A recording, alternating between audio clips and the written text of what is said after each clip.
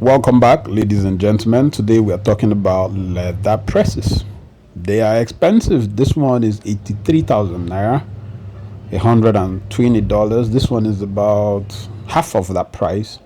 So I saw this article on Instructables where this guy made it with a G clamp, and I said to myself, I've got to try it. Now let me sound out that the gentleman in the Instructables article made his with resin, but just exactly what happened when you don't read in between the lines, I set about making mine with concrete.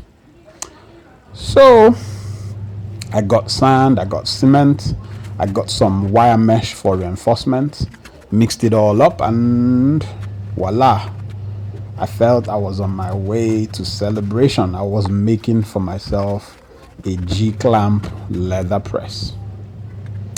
Added my wire mesh reinforcement,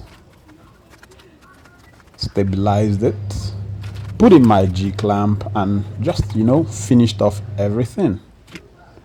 I even vibrated the concrete. I added a few more reinforcement,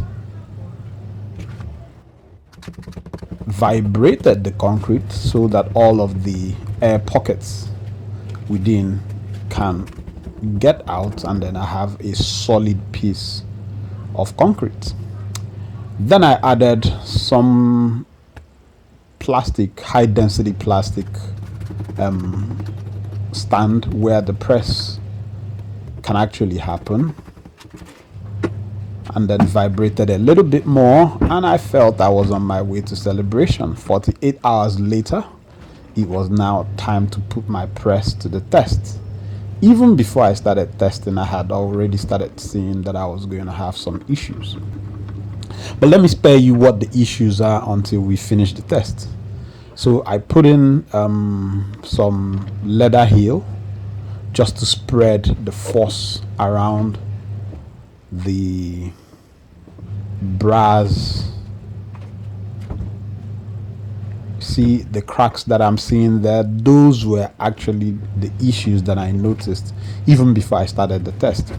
Now, to be fair to this press, it didn't budge. I actually tightened this press as far as my strength could, and it didn't break into pieces, but the cracks were visibly there. And the impression that I got on the leather was superb. So everything else about this press worked except for the cracks. And that has sentenced it to destruction. Get out. Yeah.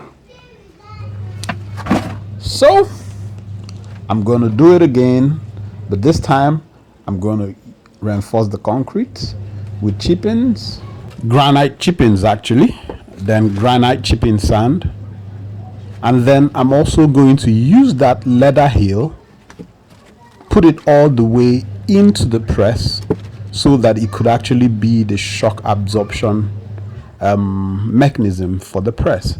So this is how I plan to couple it, so that most of the force will be absorbed by this leather heel. And you can see that I have raised it up to be able to get it flat and flush on the press.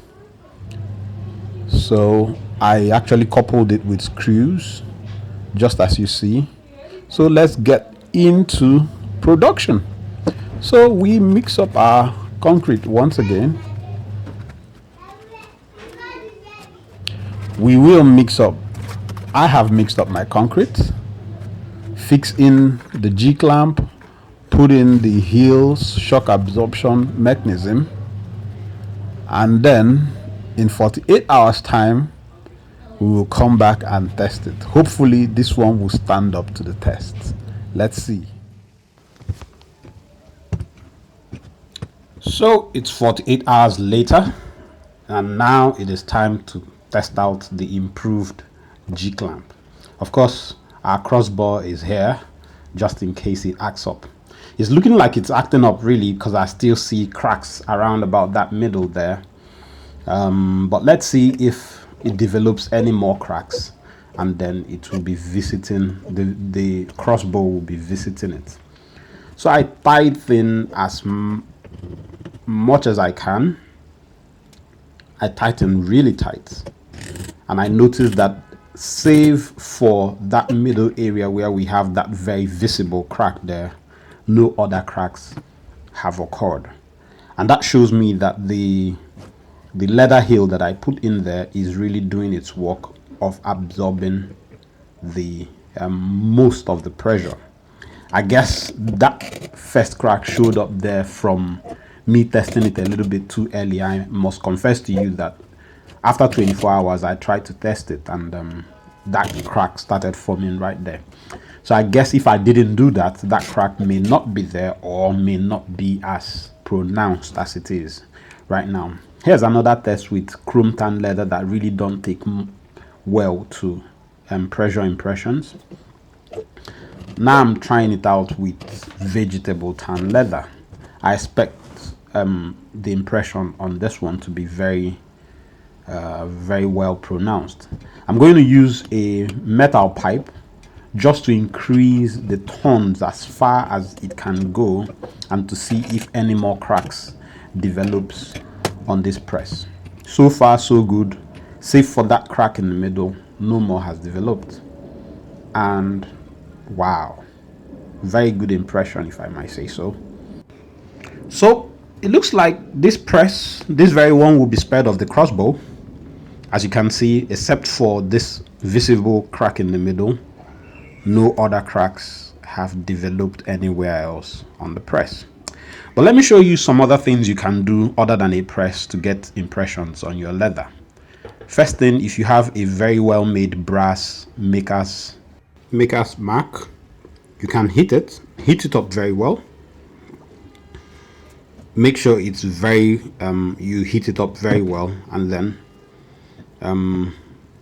you find something to screw it onto, as you see me doing, and then you use that to make your impressions on your leather.